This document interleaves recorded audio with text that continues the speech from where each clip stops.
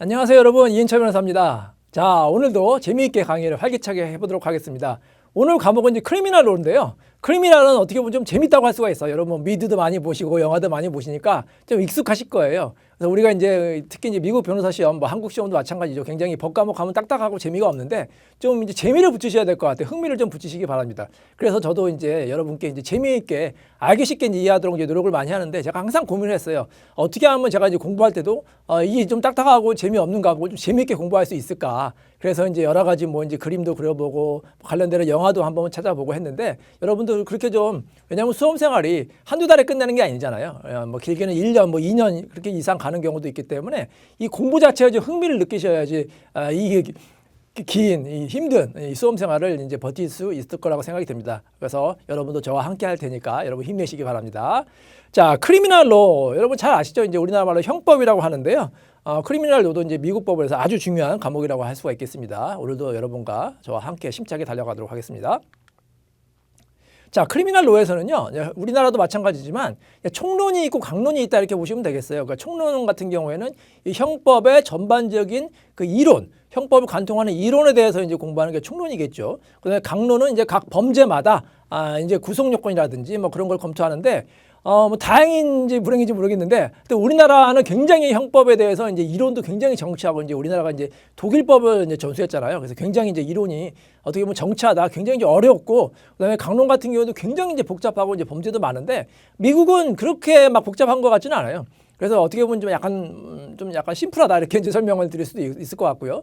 또 강론 같은 경우에도 중요한 범죄 몇 개만 주로 시험에 나오거든요. 그러니까 뭐 예를 들어서 수백 개 범죄가 뭐 미국도 여러 가지 범죄가 있죠. 수백 개 뭐 수천 개 범죄가 있지만 그걸 다 공부할 필요는 없고 우리가 이제 책에 나오는 범죄 정도만 공부해도 충분하다 이렇게 생각이 듭니다. 자, 그럼 총론을 볼 텐데요. 총론에서는 먼저 우리나라도 마찬가지지만 고의가 있어야겠죠. 미국 법에서도 이제 고의가 굉장히 중요합니다. 그래서 이제 스페시픽 인텐트 크라임도 있고, 뭐 여러 가지 제너럴 인텐트 크라임도 있고, 아니면 스트릭트 크라임도 있는데, 일단 스페시픽 인텐트 크라임이 굉장히 중요하고 이건 객관식에도 많이 나온다 이렇게 보시면 되겠습니다. 또 이제 오늘 암기법을 재밌게 말씀드려야 되는데, 이거는 제가 이제 미국 강의를 듣다가 이제 차용한 건데요. 피아트라고 이제 외운다고 하더라고요. 이제 스페시픽 인텐트 크라임이 뭐냐면 어떤 범죄를 구체적으로 의도해야만, 뭐 우리나라 말로 굳이 따지면 목적범 정도 되겠는데, 이 목적범 스페시픽 인텐트 크라임이 뭐냐 객관식으로도 이제 많이 나오고 이제 에세이에서도 꼭 이제 빠지지 말아야 되는 쟁점인데요. 이것은 외워야 되는데 이제 앞자만 따서 피아트, 뭐 first degree murder라든지 뭐 in court crime, 그다음에 뭐 assault, 뭐 theft 이건 이제 앞자만 따서 피아트라고 외우시면 되겠습니다. 그다음에 2번이 중요한데 in court crime 이걸 어떻게 읽을까? 뭐 in court crime, in court crime. 여러분 근데 이 발음은 너무 신경 안 써도 될 것 같아요. 우리가 시험 볼 때 면접 시험 보는 거 아니거든요. 다 어차피 에세이는 쓰면 되는 거니까 철자를 안 틀리면 돼요. 그렇기 때문에 발음은 그냥 편하게 저 같은 경우에는 이제 미국식 발음이 이제 영국식 발음도 약간 이제 굴리잖아요. 영국식 발음으로 공부하시는 게 좋을 것 같아요. 왜냐하면 나중에 이 철자가 스펠링이 생각이 안 나기 때문에 그대로 그냥 써 있는 알파벳 예를 들어서 뭐 in court crime 뭐 이렇게 그냥 공부하셔도 됩니다. 나중에 우리가 뭐 이렇게 말로 해서 구두 시험 아니기 때문에 편하실 대로 하시고요. 거기서 이제 conspiracy, attempt, 이제 solicitation, 그래서 이제 catch라고 이제 제가 이제 외웠는데 이것도 이제 미국 법 강의에서도 이렇게 이제 외우라고 하더라고요. 그래서 뭐 반려동물 키우는 거, 제 이제 집에서 키우는 반려동물인데 이렇게 사진까지 같이 붙여놓으면 재밌을 거라고 생각돼요. 그래서 이 세 개가 스페시픽 인텐트 크라임, 이것도 시험에 잘 나와요. conspiracy, attempt, solicitation 이렇게 외우시면 되겠습니다. 그리고 이제 assault라든지 theft 같은 경우에도 스페시픽 인텐트 크라임이다. 이거를 이제 외우시고 그 외에는 대부분 제너럴 이제 인텐트 크라임이다 이렇게 보시면 되겠습니다. 자, 그럼 다음으로 한번 넘어가도록 하겠습니다. 자, 이것도 중요한데요.